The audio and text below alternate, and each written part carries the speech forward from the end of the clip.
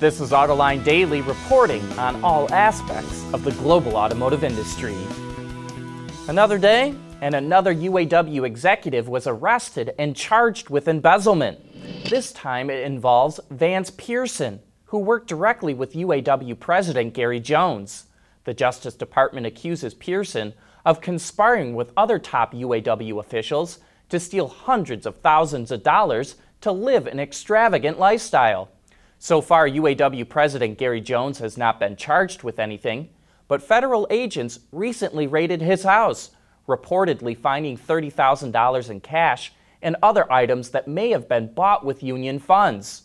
Tomorrow night, the union's labor contract with General Motors expires, and we think all of this makes a strike more likely.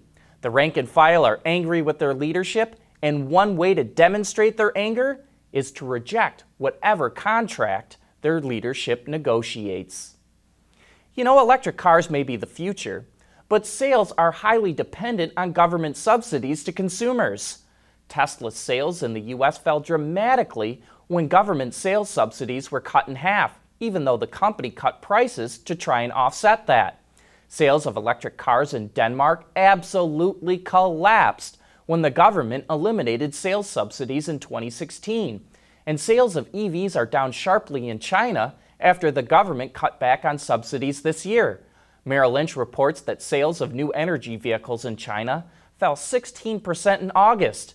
And Angela Merkel says that Germany wants to entice consumers to buy electrics, which suggests it's going to offer more subsidies. Several years ago, Merkel set a goal for Germany to have 500,000 EVs on the road by 2020.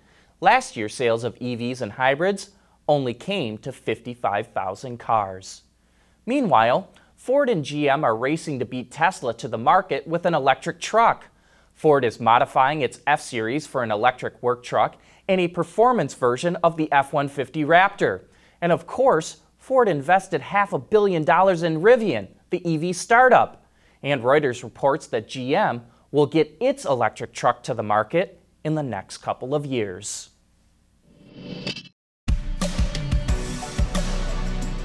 Opening the door is the first interaction people have with their car. Make it a positive experience.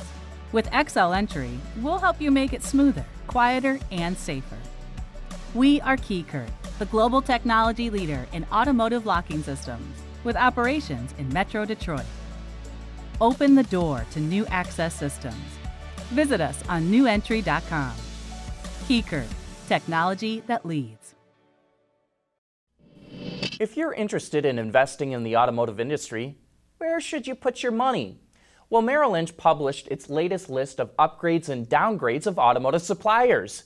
It downgraded Adient, the seat supplier, and Aptiv, the high-tech spin-off from Delphi. But it upgraded Dana, the company which makes drivetrain components, and Garrett Motion, the turbocharger company, and Shiloh, which specializes in the lightweighting of metal components. Sales in the U.S. market are holding their own, but they dropped nearly 13% in Mexico last month, and that is going to be a drag on suppliers in the NAFTA supply chain. Nissan, GM, and VW, which are the biggest sellers in Mexico, all saw double-digit drops. So did Ford and FCA. So far this year, sales in Mexico are down nearly 7%. Ford is working on new ways to better service its customers. It just opened a customer contact center in the Houston, Texas area, which is expected to handle 1 million calls a year. Agents are encouraged not to pass calls off to other departments, but to stick with customers all the way through.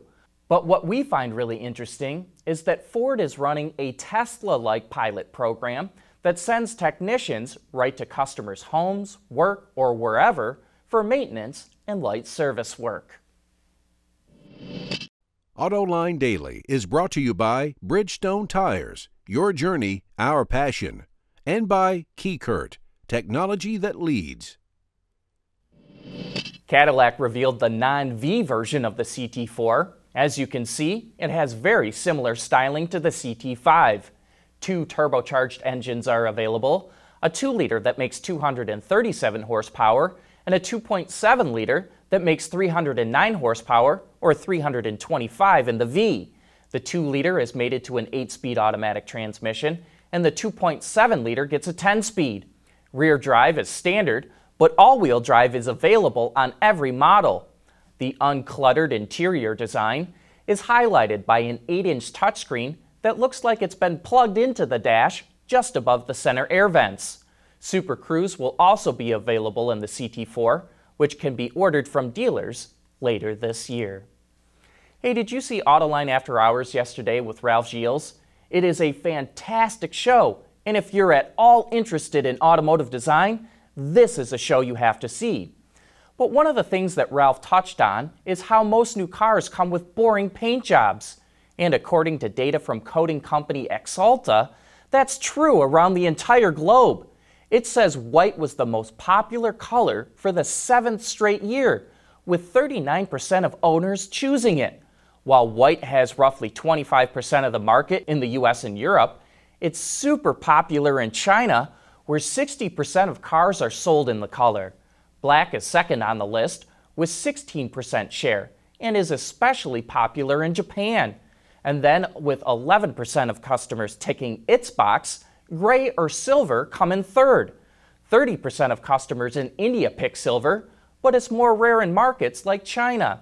You know, it's a bit surprising that customers tend to choose such bland colors, since it's their second consideration when purchasing a new car, right after picking the model. That wraps up this week's worth of reports. Thanks for watching. We'll be right back here again on Monday.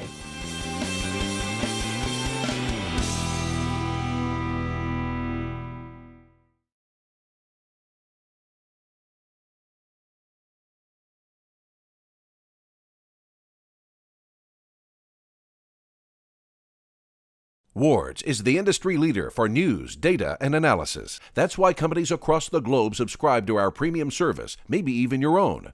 Log in for subscriber access now, check your company's intranet for details, and rely on wardsauto.com to keep you informed.